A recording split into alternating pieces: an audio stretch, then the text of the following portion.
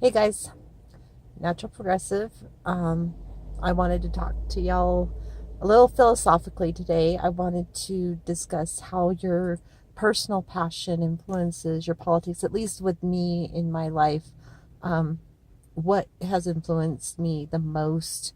What kind of concepts that I abide to, and how they relate to politics, and how they've um, kind of developed my current positions and everything. So, um, you may already know that I'm kind of a horse person. I have been my entire life.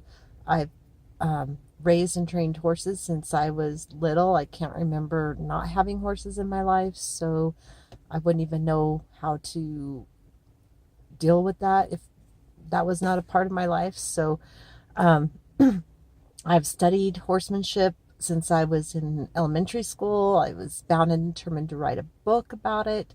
I actually started a book. I wrote, I think, 4 or 5 chapters, and they were published on a blog and got several thousand views. So that was pretty cool. But um, my book was In Search of Horsemanship.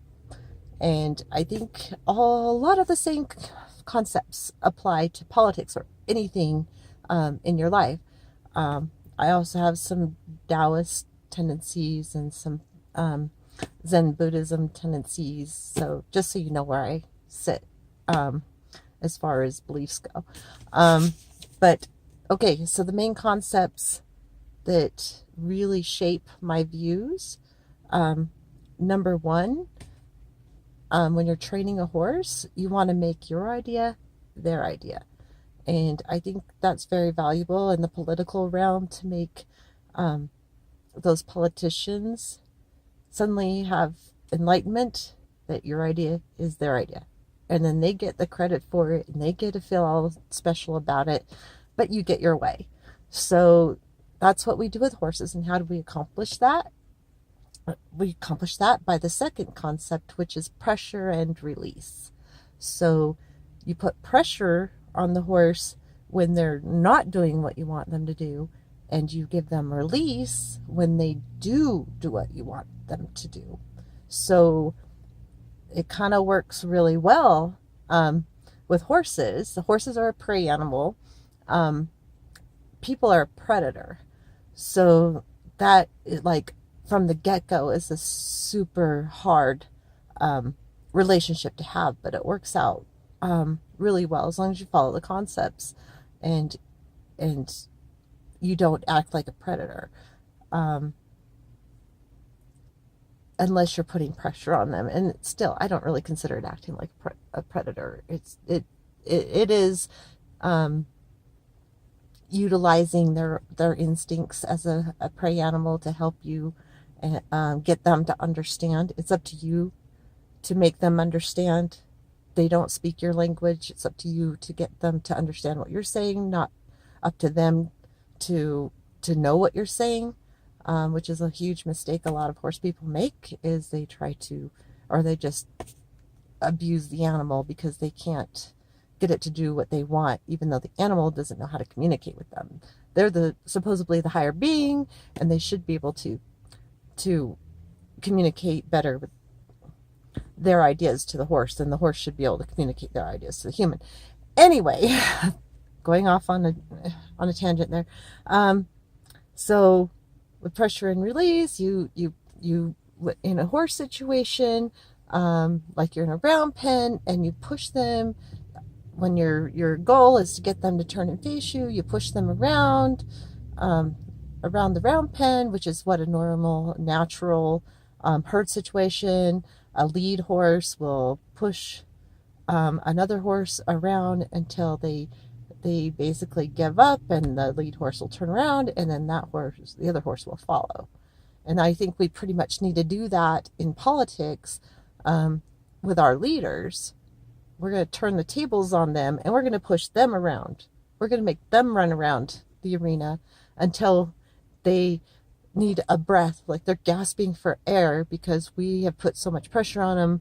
They have to do something to change it. Um, so pressure. And once they do something good, you give that release, and a reward. The release is the reward. I hate it when I say but yeah, the release is the reward, so you take that pressure off when they're doing the right thing. But the minute they do something bad, you instantly put on that pressure. Then the next concept is feel, timing, and balance. So you have to feel when the time is right to put on the pressure, and then you'll have the timing that is right to put on the pressure. And then you'll have the balance where you don't get too violent, but you're just disruptive enough to make a difference, to draw attention to what your goals are. But okay, I'm going to not make this too long. So I just wanted to give you those small concepts. I'm probably going to talk about them more in the future because this is what shapes my philosophy, a lot of it. I really think that everybody has their own passion that kind of shapes their views and how to handle things. So if you guys have different ideas or want to share with me what passions you have, the concepts actually relate to the politics and how they do that. I love philosophical talk like that. So please do share. And on that note, I would love to do a live chat, but I want to make sure that I have people to chat with when I'm doing it. I've done 2, and I have social anxiety, so it's really hard for me to do it anyway. And if no one's actually chatting with me, I get even more nervous. So please let me know if that's something you want me to do. I'd love to have a live discussion with everyone here. Really excited about getting some momentum going and sharing my philosophical views because I'm super philosophical.